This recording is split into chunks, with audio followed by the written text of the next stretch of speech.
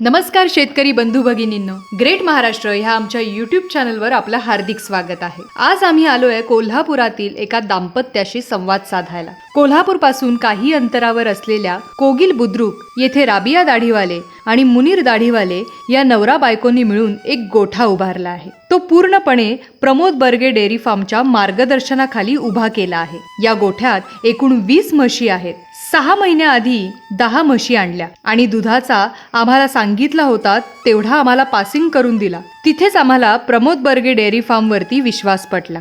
आधीच्या सगळ्या म्हशी गाभण राहिल्या. अविनाश बर्गेनी कामासाठी भैयाही दिला. नंतर 6-7 महिन्यांनी परत 10 म्हशीचा एक लोड हरियाणा मधून खरेदी केला. आज गोठ्यामध्ये 200 लिटरच्या जवळपास दूध उत्पादन आहे. ह्या गोठ्याला सुरुवात होऊन फक्त 7 महिन्यांचा कालावधी झालाय. हे यश अपयशाची गाथा ठरवायला हा कालावधी फार थोडाच आहे. तरीही म्हैस पालनाचं स्वप्न उराशी घट्ट धरून एक एक पाऊल पुढे जाणाऱ्या या उद्योजक जोडीची कथा आम्हाला फार महत्वाची वाटते. जनरल इन्शुरन्सचे काम उत्तमरित्या चालू असताना सुद्धा रिटायरमेंट प्लॅन म्हणून त्यांनी हा डेअरी व्यवसाय चालू करायचे ठरवले. कधीही प्राण्यांशी संबंध नाही किंवा शेतीचा वारसा नाही म्हणून ते थांबले नाही, तर अथक अभ्यास करत राहिले. 10 वर्षाचे निरीक्षण, जाणकार माणसांशी संवाद आणि नोकरीतून वेळ काढून जिद्दीने ते पै पै जमवून केलेले इन्व्हेस्टमेंट हे त्यांच्या स्वप्नाची ताकद दाखवून देतं. बरेचदा त्यांनी बंद झालेल्या गोठ्यांना जाऊन भेट दिलेली आहे आणि त्यातून नेमकी काय चूक होऊ शकते ह्याचा शोध घेण्याचा प्रयत्न केलेला आहे.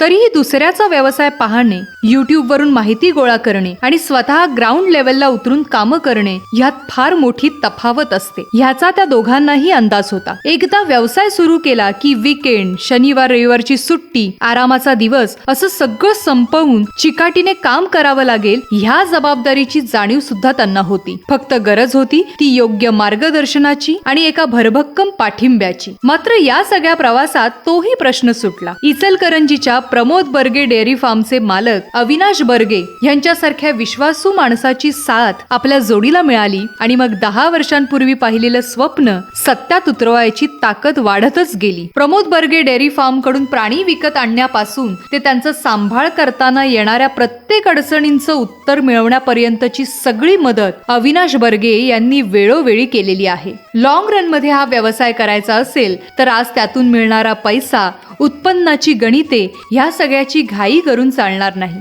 वेळ घेऊन, धैर्य ठेवून, प्राण्यांशी एक आपुलकीचं नातं जोडून समाधानाने चालत राहणं हे किती गरजेचं आहे हे या जोडीच्या माध्यमातून आमच्या लक्षात आलं. स्वप्न बघायला तारुण्य लागत नाही तर जिद्द लागते, कष्ट करायची तयारी लागते. पशुपालनासारखा जिवंत व्यवसाय करताना धीर धरण्याची वृत्ती आणि पराकोटीची माणुसकी लागते. हे सगळंच या जोडीने जपलेलं दिसून येतं. शिवाय एकमेकांच्या साथीने पुढे जाण्याचा निर्णय अर्थातच म्हैस पालन उद्योगाकडे बघण्याची नवी प्रेरणा देऊन जातो. चला तर बघूया या स्वप्नाळू आणि कष्टकरू जोडप्याची ही आगळी वेगळी यशोगाथा. शेतकरी मित्रांनो नमस्कार. तुम्ही पाहताय ग्रेट महाराष्ट्र. तर मंडळी, तुमच्या चॅनलमध्ये सर्वप्रथम स्वागत.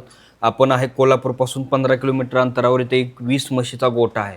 बरेच शेतकऱ्यांचं मत असतं की रिपीट म्हणजे परत एकदा म्हशी चालू केल्या 10 तर परत त्या 10 म्हशी तशाच आपण सांभाळू शकतो का, किंवा पहिल्या ज्या 10 म्हशी आणल्या त्या सेट होतात का. तर आता इथं पहिल्यांदा 10 आणून त्यांनी ट्रायलमध्ये हे केलं आणि त्यानंतर त्या 10 म्हशी अजून पण आणल्यात. तर आपण प्रमोद बर्गे डेअरी फार्म यांच्या मार्फत इथं आलो आहे. तर हा व्हिडिओ तुम्ही पूर्णपणे बघा, जेणेकरून तुम्हाला म्हैस पालन व्यवसायाविषयी अधिक माहिती आणि पूर्ण तुम्हाला करायचं असेल तर ह्यामधून तुम्हाला एक माहिती भेटेल. नमस्कार. नमस्कार. तुमचं नाव आणि पत्ता सांगा. माझं नाव राबिया मुनीर अहमद दाढीवाले. आम्ही राहतो कोल्हापुरात. आपला गोठा आहे तो कोगिल बुद्रुक मध्ये आहे. बरं, ह्या गोठ्याची संकल्पना कशी आली? ॲक्च्युली आमचा प्लॅन खूप महिन्यापासून चाललेला. सर्च करत करत अविनाश सरांबरोबर भेट झाली. त्यानंतर कळालं की त्याचं असं म्हशी आणून देतात. आमचा फर्स्ट लॉट पण त्यांनीच आणून दिलेला जूनमध्ये आणि आता आम्ही सेकंड लॉट आणलेला. सध्या काय करता व्यवसाय तुम्ही? ॲक्च्युली आमचा जनरल इन्शुरन्स आहे प्लस हे करतो. जमीन वगैरे आहे का? जमीन अशी आहे वडिलोपार्जित, वैयक्तिक असे नाही. शेतीचं थोडंफार नॉलेज होतं आणि प्लस हे करायची इच्छा होती. म्हणजे त्याच्यात आम्ही भरपूर स्टडी केला. त्यानंतर याकडे वळलो. म्हणजे रिटायरमेंट प्लॅन आहे आमचा ॲक्च्युली हा. तुम्ही दोघं हे सगळं बघता? हो. किती दिवस झाले हे सगळं चालू करून, आणि जो गोठा बांधलाय तुम्ही त्याला किती खर्च आला? ॲक्च्युली गोठा बांधायला म्हटलं तर आम्हाला सेटअप तयार होता. त्यानंतर एक 3-4 लाख रुपये आम्ही वर खर्च केले इन्फ्रास्ट्रक्चरला. म्हणजे लेवल करणे किंवा जे काय सप्लाय किंवा मशीनला लागण्यासाठीचा जो लागतं सेटअप करण्यासाठी ते. बाकी तर आम्हाला जे टचवूड सगळं होतं, फक्त रिडेव्हलप आम्ही केलेलं आहे त्याला. ओके. आता याला चारा आणि जे आहे ते विकत आहे सगळं का? विकतच आहे, सगळं A to Z. A to Z. बरं, यांच्याकडून टोटल तुम्ही किती म्हशी आणल्या? 10. बरं, सगळ्यात महत्त्वाचा प्रश्न आहे, तुम्ही 10 म्हशी सुरुवातीला आणल्या आणि आता परत किती आणल्या? 10. मी टोटल 20 म्हशी आणल्या. 20 म्हशी आहे. हां, तर खरंच ह्या म्हशीमध्ये परवडतं का? आणि बऱ्याच लोकांचा प्रश्न असतो की 10 म्हशी करतात आणि परत गोटा बंद पडतो, तर तसं आहे का? ऍक्च्युली त्याच्यासाठी आमचं जे ऑब्झर्वेशन आहे, परवडतं तर 100%. पण लोकांची टेंडन्सी अशी असते की या म्हशीतनं आलं की असं वाटतं की लाखो रुपये मिळतात. बरं. हा एक भ्रम आहे. ऍक्च्युली मध्ये त्यात जे आपण येतो ते परत त्यातच इन्व्हेस्ट केलं तर नक्कीच हा धंदा परवडणार आहे. बरं. पण तुम्ही यातनं इन्कम येऊन दुसरं इन्कम त्याला जर हे केलं तर ते धंदा परवडत नाही. बरं, आता टोटल तुम्ही हा व्यवसाय सुरू केलाय, तर यामध्ये किती इन्व्हेस्टमेंट किती झाली तुमची? सगळी मिळून बघायला परंतु म्हशीचं फक्त बोलायचं झालं तर जवळजवळ आपली ते 35 लाखापर्यंत म्हशीची आपली इन्व्हेस्टमेंट झाली, 35 ते 36 लाखापर्यंत. आणि वरचा म्हशी आणि आपलं बाकीचे इन्फ्रास्ट्रक्चर उभा करण्यासाठी म्हणजे कुट्टी मशीन असेल, बाकीचे जमीन लेवलिंग असेल, जे काही बाकीच्या गोष्टी ते जवळ 4 ते 5 लाख रुपये, साधारण 40 ते 42 लाखापर्यंत आपला खर्च या ठिकाणी आता झालेला आहे. बरं, आता तुम्ही टोटल 40 लाख रुपये इन्व्हेस्टमेंट करून हा व्यवसाय केला, ह्याला फायनान्स केलं की पैशाचं कसं मॅनेजमेंट केलं? थोडी इन्व्हेस्टमेंट माझ्याकडे होती, थोडी माझ्याकडची गुंतवणूक माझ्याकडची होती. त्याचबरोबर बँकेचं आम्ही लोन केलं यामध्ये. आम्ही बँकेकडनं आम्ही फायनान्स घेतला आणि आमची स्वतःची गुंतवणूक थोडी त्यामध्ये केली आणि त्यातनं आम्ही ही सुरुवात केली. ओके. बरं, आता हा जो व्यवसाय आहे तेवढे इन्व्हेस्टमेंट तुम्ही केलेली आहे सगळी, तर कसं तुम्ही प्रॉफिट कसा बघता त्याच्याकडे? कुठलाही बिझनेस करायचा असेल तर प्रॉफिट हे एका फटक्यात येत नसतं. ऑफकोर्स त्यासाठी कॅल्क्युलेशन असतं. हे आम्ही करताना मी हे का आम्ही आज अभ्यास केला आणि कोणाच तर बघितला गोटा, कोणाच तरी व्हिडिओ बघितला आणि त्यात काही खोळा झालो आणि चालू केले अशी वानगत नाहीये. इथे पाठीमागची मी 10 वर्ष झाली मी याचा अभ्यास करतो. बरं.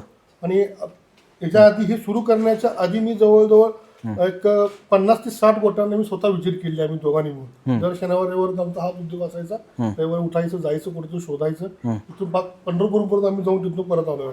बरं. काय झालं आणि पर्टिक्युलरली बंद झालेले गोटे आम्ही शोधले का, कुठं चूक झाली. त्यानंतर एक्सपर्ट लोकांची पॅनलमध्ये आमची भेट झाली.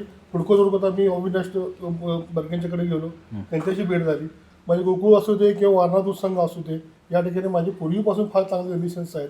तिथल्या लोकांनी मला फार मोठी यातून मला मार्गदर्शन केलं. त्यामुळं सगळ्यात महत्त्वाचं मार्गदर्शन त्यांचं जरी ऑन पेपर असलं तर ऑन फील्डचं मला म्हशी संदर्भातले कॉन्फिडन्स जो मला अविनाशनं दिला होता त्यासारखा कॉन्फिडन्स मला कुठे मिळाला नाही. दोन्ही वेळा मी यांच्यावर म्हशी आणायला गेलो नाही. दोन्ही वेळा मी माझ्या माझ्या ऑफिसमध्येच होतो. मी यांना फक्त पैसे दिले होते. ऍक्च्युली मध्ये इथं म्हशी लॉस जातात असं जे म्हणतात ते जो प्रोडक्ट असतो, म्हशी आपण लाईव्ह आहेत त्यात जर चांगल्या नसतील तर 100% लॉस जातो. आम्हाला यांच्याबरोबरचा अनुभव आला. म्हणजे ठीक आहे, सेट व्हायला वेळ लागेल, या गोष्टी आहेत.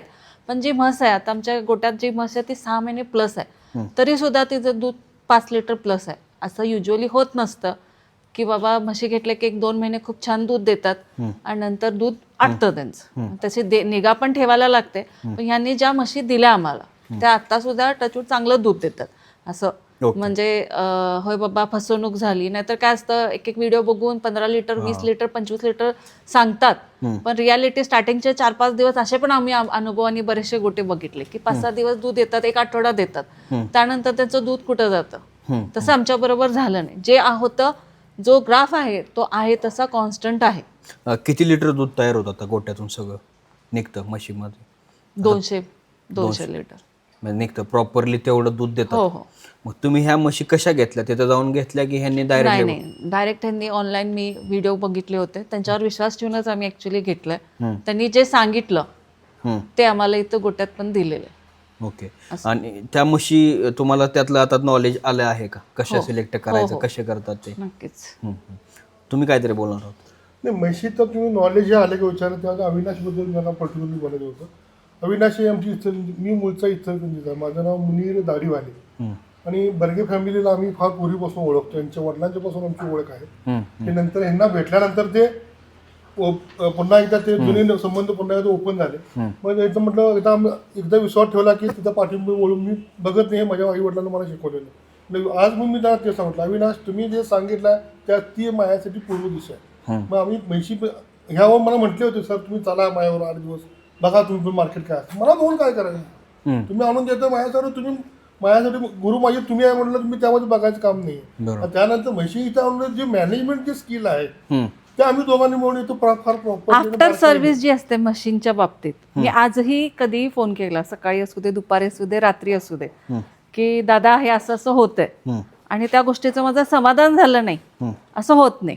म्हणजे तुम्ही ज्यावेळेस फोन यांना करता त्यावेळेस तुम्हाला मार्गदर्शन कसं असतं, फक्त म्हशी दिला की काम झालं असं त्यांनी आम्हाला केलं नाही. मग ते लेबरचे हे असतील, त्या ज्या डिफिकल्टीज असतात, मेन करून या धंद्यात सगळ्यात एक मेजर हे असतो तो भैयाचा असतो. पण त्यांनी आम्हाला भैया प्रॉपर इथसर जे काय प्लस मायनस असतात, पण ते जर भैयाचं मूड चेंज झालं किंवा काय झालं तर त्यांनी टाइम टू टाइम मला त्याची पर्यायी व्यवस्था दिलेली आहे. सगळ्यात हा प्लस पॉईंट आहे बरोबर की त्यांनी तो आम्हाला व्यवस्थित ऍडजस्ट करून दिलेला. तिथं कुठलीही त्यांची कसर नाहीये की बरोबर. नाही. आता पहिल्यांदा तुम्ही 10 म्हशी घेऊन तुम्हाला अनुभव घेतला, तर दुसरा लॉट यांच्याकडूनच का घेतला मग तुम्ही? नाही, ऍक्च्युली 10 म्हशी घेताना मी ऑलरेडी त्यांना घेतानाच 20 म्हशी घ्यायला आम्ही हे केलं होतं. आता मी 10 घेतोय, 6 महिने 5-6 महिने पुढे गेल्यानंतर आपण पुढचे 10 म्हशी घ्यायचे. म्हणजे असं म्हणता येईल की आम्ही ऑर्डर त्यांना त्याच वेळी दिली असेल, त्याच वेळी दिली होती, असं नाही, दिली होतीच. आणि मी त्यावेळेस सांगितलं की फक्त टाइम आपण 5 महिने का 6 महिने हे आपण त्यावेळेच्या येणाऱ्या परिस्थितीवर ठरवायचं. आणि त्या अनुषंगाने ठरवल्यानंतर आम्हाला या ठिकाणी प्रॉपरली म्हशी आम्हाला आणून दिलेली आहे. बरोबर. आणि तुम्ही तशा म्हशींनी दूध दिलं म्हणून तर तुम्ही ते घेतलंच असणार आहे. नक्कीच. म्हशी आल्यानंतर आम्ही त्यानंतर काही चेंजेस करायच्या होत्या, इथल्या वागण्याचं फाईन ट्युनिंग जे असेल अविनाशकडनं आम्हाला ते त्यातली 100% मदत मिळाली. पुन्हा आमची बाकीची जी एक्सपिरियन्स माणसं त्यांची मदत मिळाली. कुट्टीपासून जे सगळ्या गोष्टी प्रॉपरली आम्ही त्यामध्ये अभ्यास करून जी गोष्ट गोठ्यामध्ये लागते पहिला त्याला प्राधान्य. त्याच्यामध्ये कुठलाही खंड पाडायला नाही. पाऊस होता, ऊन होता, थंडी होती, याचा कुठलाही वारा कुठलाही विचार हा जो डेअरीचा धंदा आपण म्हणतो की ह्यात खूप फिगर्स असतात. फिगर्सपेक्षा तिथं 24 तास मायनर लक्ष पाहिजे. ह्याला सॅटर्डे संडे वीकेंड सुट्टी अशी नसते. बरोबर. आणि आपण त्या जनावरांना पाळतो, पण त्यांनाही दूध द्यावं त्या लेवलचं ते दूध का देतात? कारण आपण त्यांना तसं जपायला पाहिजे. ते मेंटेन जेव्हा आपण करतो तेव्हा मला नाही वाटत की कुठलीही म्हैस दूध देणार नाही. जर तुम्ही तिला चांगलं सांभाळलं, तिला खायला प्यायला दिलं, तर 100% ती म्हस देते. आणि त्यांच्याकडं मायन्यूट लक्ष पाहिजे की बाबा त्यांचा माज ओळखता आला पाहिजे किंवा ज्या गोष्टी आहेत. हा आमचा मला म्हणजे अविनाश सरांचं याबाबत आहे, ते मला म्हटलेल्या म्हशी त्यांनी ज्या दिल्या तशा होत्या, पण आमच्या इथं येऊन पण आमच्याकडनं म्हणा किंवा आमच्या लेबरकडनं म्हणा काही चुका झाल्या असतील की ते माज ओळखणे किंवा जे काय आहे, पण जे त्यांनी लेबर दिले त्यानंतर त्या गोष्टी सुद्धा आम्ही हे केलं म्हणून आम्ही सेकंड लॉट आणला. ओके. बरं. आता साधारणपणे तुम्ही ह्या सगळ्या व्यवसाय म्हणून किती उत्पन्न भेटतं महिन्याला, असं काय अंदाज काढलाय का? इन्कम जर म्हटला ना, इन्कमपेक्षा महत्त्वाचं आमच्या समाधान आहे. 2 पैसे मिळतील नाही मिळतील आम्ही हा विचार करून हा बिझनेस चालू केला. आणि रूप खाल्ले की लगेच तूप येत नाही. आता मला फक्त 6 महिने 7 महिने ह्या धंद्यामध्ये झालेले आहेत. फक्त एवढं मी या ठिकाणी निश्चित सांगू इच्छितो की ह्याच्यामधनं येणारे पैसे ह्याच्यामध्ये खर्च केल्यामुळे मला वरून याच्यामध्ये पैसे आजपर्यंत कधी घालावे लागले नाही. ते कुट्टीचे असू दे किंवा सरकी पेंटचे असू दे, तिथं आणि कोणाचे असू दे, कोणाचे पेमेंट मला कधी अडवायचे पाहिजे आले नाही. आणि आजही माझं काम एका फोनवर होऊन जातं, कारण आम्ही त्या पद्धतीने ते आम्हाला सर्व्हिस देतात आणि त्यांना आम्ही अपेक्षा असलेले पैसे आम्ही त्यांना ऑन द स्पॉट आम्ही त्यांना देऊन मोकळे होतो. ह्याच्यामध्ये मी सगळं सोडतो आणि हे करतो तर हे लगेच हा बिझनेस तो नाही आहे. बरोबर. It will take time, definitely take time. बरोबर. हा 3 वर्षाच्या हिशोबाने जर तुम्ही अभ्यास करून लॉंग टर्म विचार करायचा असेल तरच या 3 धंद्यात वर्ष 1000 दिवस एक्झॅक्टली सांगा, 1000 दिवसानंतर तुम्ही आता टिकला तर ह्यासारखे पैसे जगात कुठेही मिळणार नाही हे मी खात्रीशीर सांगतो. म्हणूनच 10 वर्ष अभ्यास करून मी इतके वर्ष माझा हा नवरा बायकोचा आमचं रिटायरमेंटचा प्लॅन केलं.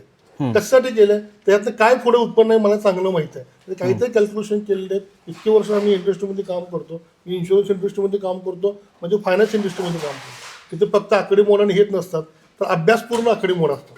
बरोबर. अभ्यास करूनच आम्ही ह्याच्यामध्ये उतरलेलो की रोज सकाळी मी इथं 6 वाजता पोहोचतो, संध्याकाळी आमचे मिसेस असतात, संध्याकाळी 5 वाजता इथून बसलेले असतात, त्या धाराच्या टायमिंगला दोघेही आम्ही इथं असतो. तर त्यापेक्षा समाधान की आज आपल्यापाशी एवढ्या म्हशी आहेत आणि आपण यांच्यावर काम करतो हे महत्वाचं आहे. आता तुम्ही जो व्यवसाय आता म्हैस पालन करताय तर त्यात तुम्ही पूर्णपणे समाधानी आहात. जर जे कोणी नवीन आहेत त्यांना तुम्ही काय सल्ला द्याल आणि कसं कसं मॅनेजमेंट केलं पाहिजे आणि सुरुवातीला काय अडचणी आल्या? समाधान आणि अडचणी आजही आहेत आणि पुढेही राहणार. सगळ्यात पहिल्यांदा धंदा सुरू करताना हे गोष्ट लक्षात ठेवलं पाहिजे, अडचणाची आपली गाठ आहे. त्यातनं प्रत्येक दिवशी आपल्याला नवीन अडचण आहे, त्यातनं नवीन मार्ग काढत जायचं धैर्य ठेवणं गरजेचं आहे. सगळ्यात महत्त्वाचा दुसरा महत्त्वाचा मुद्दा की या ठिकाणी तुमची म्हशींची चॉईस जी आहे, म्हणजे आपण कुठलेही मशीन जेव्हा घेत असतो त्यावेळेला ते चांगले मशीन असणं गरजेचं असतं. त्यासाठी म्हैस जातीवंत असली तरच तुम्ही पुढे टिकणार आहात. त्याचा 2 पैसे ते हिशोब नाही करून चालत त्या ठिकाणी. बरोबर. त्या ठिकाणी पैसे तुम्ही चांगले पैसे दिले तर तुम्हाला चांगलं दूध मिळणार. दुसरं या ठिकाणी तुमचं जे वैरण आहे, वैरण असेल, बाकीचे जे कुट्टी असेल, पशुखाद्य असेल, ते बाकीच्या गोष्टीवर तुमचं लक्ष बारीक असणं गरजेचं आहे. आणि ते तुमच्या त्याची उपलब्धता कुठनं आहे, तुम्ही ते कुठनं आणू शकता, त्यासाठी तुमचे लोक कोण तुम्ही जोडलेले आहेत ह्याचा अभ्यास पहिल्यांदा करणार. जे म्हणता थोडक्यात त्याला म्हटलं की सप्लाय चेन तुमच्या आधी तयार पाहिजे. बरोबर. दूध विकणं सोपं आहे, दूध डेअरी टाकली की संपला विषय. तर दूध तयार करूपर्यंत असलेली सुरुवातीची जी गोष्ट आहे ते महत्वाचे आहे. बरोबर. त्यासाठी सर्वात महत्वाचं काय आहे की तुमचं पहिल्यांदा ही चेन जे सप्लाय चेन हे तुम्ही कन्फर्म केली पाहिजे. आता माझ्या पाठीमध्ये शेत आहे, त्यामध्ये आतमध्ये वैरण सुरू, मी बाहेरून वैरण घेतो, पण ती शोधलीत माणसं, तर रेटमध्ये मिळतोय की नाही, आपल्याला ते परवडतंय की नाही, कुठनं आणायचं, काय करायचं, अभ्यास पूर्ण केला तरच. ह्याला डिपेंडन्सी जी आहे या धंद्यात एक आहे. असं सगळं पिक्चर जे दाखवतात किंवा युट्यूबवर आपण जे बघतो हे फिगर्सपेक्षा ना इथं ग्राउंड लेवलला जोपर्यंत आपण ते काम करत नाही किंवा आपल्याला माहीत अंदाज यायला पाहिजे. प्रत्येक गोष्टीला इथं 24 तास हजर असायला पाहिजे. मग ते डॉक्टर असू दे किंवा पशुखाद्य असू दे किंवा हिरवी वैरण असू दे, असं पण वेळ असतात प्रत्येक वेळेला की ते आपल्याला ते पॉसिबल होत नाही. पण ते ज्याला मॅनेज करायला जमलं की टाइम टू टाइम त्या जनावराला काय लागतं आणि ते कसं लागतं आणि ते कसं खातं, असं नाही की तुम्ही रोजच त्याला ऊस घातला तो खुश होईल. व्हरायटी ऑफ फूड हे जोपर्यंत आपण म्हशीला देत नाही, जसं आपल्याला ताटात प्रत्येक रोज आपण वरण भात खाऊ शकत नाही. बरोबर. मग ते जे चेंज आहे ते त्यांना दिलं तर ते म्हस नक्कीच दूध चांगलं देते. आणि म्हशी क्वालिटी असं पण आहे की बरेचसे म्हणतात की तुम्हाला लोड महाग लागला किंवा स्वस्त लागला, सस्ता रोये बार बार, महंगा रोये एक बार. बर. हे आम्हाला अनुभव म्हणजे नक्कीच झालं. आम्ही डोळे झाकून सांगू शकतो. आम्हाला जरी म्हटलं की सगळे म्हणतील किंवा की नाही तुम्हाला हा लोड महागला किंवा लागलेला, जेव्हा फर्स्ट टाइम आम्हाला बरेचसे निगेटिव्ह पण असतात सांगणारे, प्रत्येक जण वेगवेगळा सल्ला देतो. बरोबर. पण आम्ही दोघांनीही त्याच्यावर विश्वास ठेवलेला होता. आणि दुसऱ्या लोडला सुद्धा अजून ते म्हशी बघायचे होते, त्याच्या आधी त्यांना NEFT केलेली होती. का तर आम्हाला त्या माणसावर विश्वास आहे की बाबा हे जे प्रोडक्ट आपल्याला देतो ते 100% चांगलंच देणार. बरोबर. आता तुम्ही त्या विश्वासामुळे हा गोठा पूर्णपणे तुमचा म्हणजे चांगला चालू आहे. बरं, आता हे चाऱ्यामध्ये काय काय असतं, खुराकामध्ये टायमिंग कसं असतं आणि कसं मॅनेजमेंट असतं? पहाटे 4ला आपलं स्टार्ट होतं. 4ला आधी त्यांना हिरवा चारा आणि पशुखाद्य जे आपलं भिजवलेलं असतं त्यात सरकी असते, पेंड असते, सोडा असतो, कॅल्शियमसाठी आपण चुन्याचं पाणी घालतो, हे सगळं आपण आधी त्यांना देतो. त्यानंतर मिनरल मिक्सचर गहू भुसा असतो आणि त्यानंतर परत आपली गोळी घालतो आम्ही, गोकुळची महालक्ष्मी गोल्ड, हे त्यांच्या खुराकात. आठवड्यातनं तेल गुळ असतं, प्लस ते जे काय टॅब्लेट्स मल्टीव्हिटॅमिन काय त्यांना द्यायचे असतात ते पण आम्ही देतो वेळोवेळी. जंताचं औषध देतो, जे काय ते टाइम टू टाइम असतं. ओके. साधारणपणे हा व्यवसाय पूर्णपणे तुमचा सेट झालेला आहे आता? सेट असं म्हणता येणार नाही, पण नक्कीच सेट व्हायच्या दिशेने आम्ही नक्कीच आहोत. धंदा हा सेट माझ्या अंदाजाने कधी होतो, जेव्हा तुमच्या म्हशी आणल्यानंतर वेळून त्यांची जेव्हा पुढची पिढी जेव्हा तुम्ही तयार करता त्यावेळी तो धंदा सेट झाला असं मी वैयक्तिक मानतो. बरोबर. थोडासा माझा अभ्यास त्यामध्ये असल्यामुळं नुसतं म्हशी आणलं दूध पिळलं धंदा सेट नाही होत. दूध त्याचं वर का चाललंय, दूध त्याचं खाली का चाललंय, दोन्ही गोष्टी तुम्हाला अनालिसिस ज्यावेळेला करता येईल. म्हणजे तुम्हाला म्हैस आजारी पडायच्या आधी त्याला आजार तुम्हाला जाणता आला तर तुम्ही ह्या धंद्यामध्ये नक्की सक्सेस होऊ शकता. बरोबर. आणि आजारपण आल्यानंतर हा डॉक्टर हे म्हणतोय ते तेवढे पैसे म्हणतात, त्यात आपल्या मुलाला जर आपण हॉस्पिटलमध्ये येताना जर विचार करू शकत नसेल तर इथं पण तुम्ही तेच राबवलं तर नक्कीच यश आहे. बरोबर, नक्कीच यश आहे. आता तुम्ही दोघं पण यांच्याकडून कोणत्या शेतकऱ्यांना म्हशी घ्यायच्या असतील, कोणाला घ्यायच्या असतील नवीन, तर तुम्ही सजेशन द्याल का? बरेच आम्ही सजेस्ट केलेले आहेत. असं नाही नक्कीच केलेले नक्की याच्या पूर्वी पण केलेले आहेत. याच्यापुढे नक्कीच मी सांगेन. Avinash Barge actually Avinash Barge dairy promote डेअरीची आम्ही इथं सिस्टर कन्सर्न काढायचा विचारत आहोत. म्हणजे एकदम व्यवहारिक पूर्ण व्यवहाराच्या गोष्टी आहेत, त्यात काय वाद नाही. सगळ्या ठिकाणी प्लस मायनस गोष्टी सगळ्या ठिकाणी असतात. सगळ्यात काही लगेच तूप खाली लगेच रूप येत नसतं. तुम्हाला पेशन्स ठेवावा लागतो आणि विश्वास ठेवावा लागतो. बरोबर. ह्या धंद्यामध्ये मी बघितलेलं आहे, बरेचसे लोक आहेत ऐसे करेंगे वैसे करेंगे सांगणारे बरीचशी गोष्टी येतात, पण सत्यता जेव्हा मैदानात जेव्हा गोष्टी येते त्यावेळेला बऱ्याच जण तिथून माघार घेतलेली असते. इथे आम्हाला सुरू करण्याच्या आधी पण बरेचसे लोक आले, आम्ही तुमच्या पाठीच्या म्हणणारे की पाठी त्यांनी जी आम्हाला त्याविषयी पाठ दाखवली त्या आजपर्यंत ती लोक आम्हाला सापडलेली नाही. फॅक्ट पण आहे, पण लोकलची पण असू देत किंवा बाहेरची असू दे, आम्हाला जे अनुभव आले ते प्रत्येकाचे मी सांगतो. धंदा करा असं जर तुमच्या मनामध्ये असेल आणि याला बिझनेस म्हणून जो पण बघणार नाही तो पण या सक्सेस मिळणार नाही. बरोबर. बांधावरचं वैरण आणून टाकतो माझी म्हस दूध देत नाही आयुष्यात देणार नाही, ते कॅल्क्युलेशन वेगळं आहे. आणि ह्या मुर्रा म्हशीचं कॅल्क्युलेशन वेगळं आहे. आम्ही माझ्या आत्याच्या घरी पूर्वी म्हशी होती, साध्या म्हशी आम्ही सोडली की तळ्यावर द्यायच्या, तळ्यावर संध्याकाळी घरला वैरण आणून टाकली, उशीर संपला, 2 लिटर दूध निघालं, आम्ही खुश. 1 लिटर डिरला 1 लिटर घरात. हे मी माझ्या डोळ्यानं बघितलेली गोष्ट आहे. बरोबर. पण आता तसं नाही आहे. मी इथं व्यवसाय म्हणून उतरलेला आहे. तुम्ही व्यवसाय म्हणून तुमची स्वतःची पहिला व्यावसायिक दृष्टी हवी, याच्याकडे बघायचे व्यवसाय आहे. बरोबर. पूर्वी लोक सांगतात की माणसं हातात राहतंय काय शान, नक्कीच शान राहतं. पण कधी राहतं जर तुम्ही त्याकडे दुर्लक्ष केलं तर तुमचं लक्ष पहिल्यापासून दिलं असेल ते शान नाही, ते तुमची ती शान बनते. बरोबर. तुम्ही खरंच 10 वर्ष याच्यावर खूप स्टडी केलाय आणि तुम्ही ते अनुभवाचे बोलताय. तर एकंदरीत तुम्ही आता पूर्णपणे वाटचालीला चालू आहेत म्हणजे सेट होण्याच्या. तर भविष्यामध्ये किती म्हशी करायचा प्लॅन आहे? आमचं सुरुवात करतानाच आमचा पहिला म्हणजे दोघांनी मिळून आम्ही ठरवलं की 200 म्हशी करून थांबायचं आहे. बरं. म्हणजे तो एक आमचा टप्पा आहे, त्याच्यातून थांबायचं नाही आहे. टार्गेट आहे. तो एक टप्पा ऍक्च्युली आमचं टार्गेट खूप मोठं आहे. टचवूड ते होऊ दे, मग आपण मोठं ग्रँड हे करू. अविनाश सर असतीलच नक्कीच. पण आम्हाला जेव्हा स्टार्ट करताना होतं की आपण स्वतः आम्ही ग्रँड स्केलवर जरी सुरू केलं असतं, असं आम्हाला बरेचसे आमचे जे नोन होती ती सांगत होती की तुम्ही मोठं सुरू करा. पण नाही, जोपर्यंत आपल्याला स्वतःला मायनर गोष्टींचा अनुभव येत नाही बरोबर. तोपर्यंत आपण करायचं नाही. नक्कीच आम्ही 1000 म्हशी करूच पुढच्या तो पहिला 3 टप्पा वर्षात. फक्त पण हा म्हणजे टप्पा आमचा 200 ते 300 बरोबर. 200 म्हशीचा टप्पा पुढच्या 3 वर्षामध्ये गाठायचा हा आमचं टार्गेट. नाही म्हटलं ना, मी इथे बिझनेस म्हणून उतरलेला आहे. लास्ट 10 वर्षाचा अभ्यास उगाच करत नाहीये आणि हा रिटायरमेंट प्लॅन म्हणून याच्याकडे बघतो. ठीक आहे बाबा, हा नाही राहिलं मग आता कुठं आणि जॉब, मी ऑलरेडी जॉब करते, पाठवली 18 वर्ष मी जॉबच करतो आणि चांगला जॉब चाललाय. माझ्या जॉबमध्ये काय अडचणाचे नाही. चांगलं माझं नाव नोन आहे. मी कुठेही गेलो तर माझा बिझनेस व्हायचं तसं होतं, त्याचा काही प्रॉब्लेम यायला येत नाही. पण हे काय, ते पुढच्या पिढीसाठी माझी तयारी सुरू आहे. माझा मुलगा आता फक्त 14 वर्षाचा आहे. त्यासाठी पुढच्या पिढीसाठी ही बनवायचं माझं काम सुरू आहे. पिढीपेक्षा यात जो मेंटल पीस आहे, पैसा हा मुद्दा आहेच. कोणी लाईफमध्ये एवढे कष्ट करतात तर त्यात पैसा मिळालाच पाहिजे. पण इथं येऊन जे समाधान मिळतं ते समाधान तुम्ही कुठेही बरोबर. सगळ्या गोष्टीचा त्या जनावराच्या जर आपण डोक्यावरून हात फिरवलं, म्हणजे आमचे तर म्हशी इतक्या अटॅच्ड आहेत की मी ह्यांनी कामानिमित्त जर 2-2, 3-3 दिवस नाही आले तर आम्हाला रुसवा फुगवा सुद्धा काढायला लागतो म्हशी. खरी गोष्ट आहे. मग हा भुसा घेऊन लिटरली आता ही ऐकतीये ही म्हस, तुम्ही बघताय मागून, पण तिला जर राग आलेला असला तर ती हात सुद्धा लावून घेत नाही. का तर तू का आला नाही 3 दिवस, असं. म्हणजे ही एवढी अटॅचमेंट आपण पण त्याला द्यायला लागतं, तर ते म्हशी पण आपल्याला तसं रिस्पॉन्ड करतात आणि मग ते म्हस देते. म्हणजे मला अविनाश सरांनी सांगितलं होतं, काही तुम्ही सांगितलं होतं वाटतं, की म्हस जेवढी खुश असेल तेवढं जास्त दूध देईल. बरोबर. हे मी जे Day 1 ला ऐकलं होतं. मला आधी खूप आम्ही स्ट्रेसमध्ये होतो, म्हणजे सगळे म्हणायचे एवढं दूध येते, हे होते, मग थोडी भीती असतेच एवढं इन्व्हेस्ट केल्यावर. मी नेहमी माझ्या मिस्टरांना म्हणायचे खरंच आपल्याला एवढं दूध मिळणार आहे का हो? हे म्हणायचे बस होईल काय. पण स्ट्रेस हा असतोच. पण जसं आम्ही इथं आलो, म्हणजे माझा आणि जनावरांचा दूर दूरपर्यंत नातं होतं फ्रँकली. पण आता अशी वेळ झाली आहे की जर आपण 24 तासात ना एकदा आम्ही तर 2दा असतोच, पण जर नाही आलं तर ती आपण मिस करतोय आणि त्या म्हशी सुद्धा आपल्याला मिस करतात. बरोबर.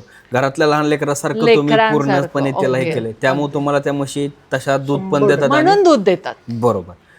समाधानी त्याला ठेवणं हे आपल्या हातामध्ये. तुम्ही ते इन्कम म्हणून बघाल तर तुम्हाला ते कधीच वर येणार नाही. पण तुम्ही त्याला आपला एक फॅमिली मेंबर किंवा आपल्यावरती जबाबदारी आहे 20 म्हशींची, त्यांच्या वैरणाची किंवा त्यांचं खाणं, त्यांचं पिणं, ह्या प्रत्येक गोष्टीकडे तुम्ही जर लक्ष दिला तर ते डोळे झाकून तुम्हाला देणार. बरोबर. तुम्ही दोघं खूप छान प्रकारे करताय व्यवसाय. शून्यातून तयार झालेली व्यक्ती कधीच हरत नसते. तुमचा 1000 म्हशींचं टार्गेट आहे, त्यासाठी ग्रेट महाराष्ट्र चॅनलकडून तुम्हाला शुभेच्छा. असाच तुमचा व्यवसाय वाढत राहूया. तर अविनाश सर, तुम्हाला माझा महत्त्वाचा प्रश्न आहे की आता तुम्ही जे व्यवसाय करताय म्हशीचा, तर त्याविषयी थोडी माहिती सांगा. तर हे मी 5 वर्ष झालं ह्या व्यवसायामध्ये आहे आणि 3 वर्ष झालं मी माझ्याकडून थोडंफार म्हणजे सहकार्य होते शेतकऱ्यांना, म्हणजे सर्वसामान्य शेतकऱ्यांना. आता हे म्हणजे असं म्हणजे जे ज्यांना ह्या बिझनेसमध्ये इंटरेस्ट आहे त्यांना म्हणजे ते आले तर आपण 100% हेल्प करतो. आणि काय महिन्यातून आपले एक 5-6 नवीन म्हणजे आपल्या थ्रू नवीन गोटे चालू होतात. आणि 1-2 जर म्हशी म्हणजे सर्वसामान्य शेतकऱ्याला हरियाणा जाणं वगैरे पॉसिबल नाही आहे, त्याच्यामुळे आपल्या गोट्यावरती कंटिन्यू 30-40 म्हशी असतात विक्रीसाठी. ओके. म्हणजे आतापर्यंत तुमचे असे किती गोटे सेट झाले? 60-70च्या आसपास आरामात झाले. बरं. आता नवीन कोण येणार आहेत त्यांना तुमचा काय सल्ला असेल? तुमच्याकडूनच का म्हशी घ्यावं? कारण आमच्याकडून म्हणजे आमच्या डेअरी मार्फत म्हणजे आमच्या मार्गदर्शनाखाली का घ्यायचं? आता मॅडमांनी सांगितलं ह्यांना, हे तरी खूप म्हणजे वेल एज्युकेटेड आहेत आणि आता तुम्ही सरांचं वगैरे एक्सपिरियन्स ऐकला तर हे कमीत कमी 10 वर्ष झालं ह्याच्यावरती स्टडी केलेली आहे. त्याच्यानंतर काय आलं की बऱ्याच लोकांचं काय असतं की एकदा लोड दिला की आम्ही परत रिपीट कस्टमर येत नाही. बऱ्याचशा लोकांची कमेंट असतात की यांचा 6 महिन्यानं व्हिडिओ घ्या किंवा 1 वर्षानं घ्या किंवा 2 महिन्यानं घ्या. तर असं नाही आहे की आमच्याकडून ज्या म्हशी गेल्यात ते 100% आमच्याकडून परत रिपीट आमच्याकडूनच घेतात. कारण आमची सर्व्हिस असू दे किंवा म्हशीची जी क्वालिटी असू दे, परत जे आमचं जी सर्व्हिस म्हणजे मेन काय आहे, म्हशी देणं म्हणजेच हा भाग नाही. म्हशी दिल्यानंतर बरेचसे प्रॉब्लेम असतात. हे काय आहे, लाईव्ह बिझनेस आहे हा. ठीक आहे, मग त्याच्यात दूध कमी जास्ती, रेडकं मरणे म्हणा, हे हा, हे बऱ्याचशा गोष्टी आहेत. ह्या कसं आहे, ह्यांनी एवढी इन्व्हेस्टमेंट केली असते त्यामुळे काय शेतकरी लगेच फर्स्टेड होऊन जातो, लगेच स्ट्रेसमध्ये येतो. त्यांना म्हणजे ज्या त्या गोष्टी ज्या त्या वेळेस म्हणजे समजून सांगणं खूप गरजेचं आहे. बरोबर आहे. त्यामुळे तुमचं मार्गदर्शन मिळणं त्यांना आणि तुमचे जे आता तुमच्या फार्मवरून जे लोक येतात त्यांना तुम्ही पूर्णपणे मार्गदर्शन पण देता. 100% कर. बरं, आता कधी म्हशी कुणाला घ्यायच्या असतील तर ते कशा आणि ते काय बुकिंग वगैरे करायला लागतं का? बुकिंग वगैरे नाही, तुम्ही आपल्या गोट्यावरती येऊन 1-2 जर घ्यायचे असतील तर आपल्या गोट्यावरती कंटिन्युअली अवेलेबल असतात. तुम्ही येऊन 2 टाइम 4 टाइम आपल्या इथं राहायची वगैरे सगळी सोय आहे, काय अडचण नाही. आणि तुम्हाला जर 10चं जर लोड घ्यायचं असेल तर आपण हरियाणाला डायरेक्टली आमच्यासोबत येऊन तुम्ही तिथं सुद्धा आमच्या मार्फत राहण्याची वगैरे सगळी सोय असेल. तिथं सुद्धा तुम्हाला खेडेगावातने 50-60 किलोमीटर 100 किलोमीटरच्या आसपास जाऊन वगैरे म्हशी खरेदी करून देण्यात येतील. मेन म्हणजे काय माहितीये काय, आता जे काय निघलंय नवीन ट्रेंड की व्हिडिओ एक दाखवायचा आणि म्हशी एक खरेदी करून द्यायच्या, असं नाही आहे. मी कुणाला जरी आमच्या म्हणजे आम्ही जिथं म्हशी दिलेत किंवा साहेबांना पण विचारा किंवा मॅडमांना पण विचारा, आम्ही जी एक अमाऊंट सांगितले ना त्या अमाऊंटमध्येच आमचं शब्दात बदल नाही झाला. कुठलाच असू दे, भैयाचा असू दे किंवा गोटा व्यवस्थापनामध्ये बारीक सारीक ज्या काही गोष्टी असतील त्याच्या असू दे किंवा म्हशीच्या बद्दल असतील त्याच्या, ठीक आहे. आम्ही 16 लिटर सांगितली, 14 लिटरवर आली. 1-2 लिटरचा अपडाऊन हे कमी जास्ती होतं, कारण 2000 किलोमीटरचा अंतर असल्यामुळे काय होतंय, म्हशी एकतरी 5-6 दिवसाच्या 4 दिवसाच्या असे व्यायलेले असतात. तिथून काय होतं, रात्रभर ट्रॅव्हलिंग असते, त्याच्यात काय होते, पोटात कळ असते, अंगदुखी असते म्हशींची, त्याच्यामुळं थोडंफार अपडाऊन हे होत राहतं. त्याच्यामुळे आम्ही सांगताना काय सांगतो शेतकऱ्याला की ही 16 लिटर आम्ही बघितल्या तर तुम्ही ही 14 लिटर पकडा. बरोबर. तुम्ही 2 लिटर कमीच सांगता जेणेकरून आपल्या भागात ते पूर्णपणे सेट झाल्यावर तेवढे दूध देईल. कमीत कमी कितीपासून ते कितीपर्यंत म्हशीचे रेट असतात? आता कसं आहे, जर चांगली जर म्हस जर घ्यायची म्हटला तर तुम्हाला 1,35,000 पासून 1,60,000 पर्यंत चांगल्या म्हशी मिळून जातील. बरं, तर मग शेवटचा जे कोण येणार असतील तर त्यांना काय संदेश असेल? काय होतं, बरेचसे लोक काय करतात, फोनवरनं इन्फॉर्मेशन घ्यायला जातात. पण कसं होतं, फोनवरनं सगळ्याच गोष्टी मी सांगू शकत नाही. तुम्ही एकदा कसं आहे, एवढी इन्व्हेस्टमेंट करायला त्यामुळे तुम्ही 2-3 तास तर दिले पाहिजे. बरोबर. ठीक आहे, मग तुम्ही या गोट्यावरती या भेटा वगैरे. आमचं जे गोटा व्यवस्थापन म्हणजे गोट्यात जे काय आमचं व्यवस्थापन आहे ते बघा, आमच्याशी चर्चा करा.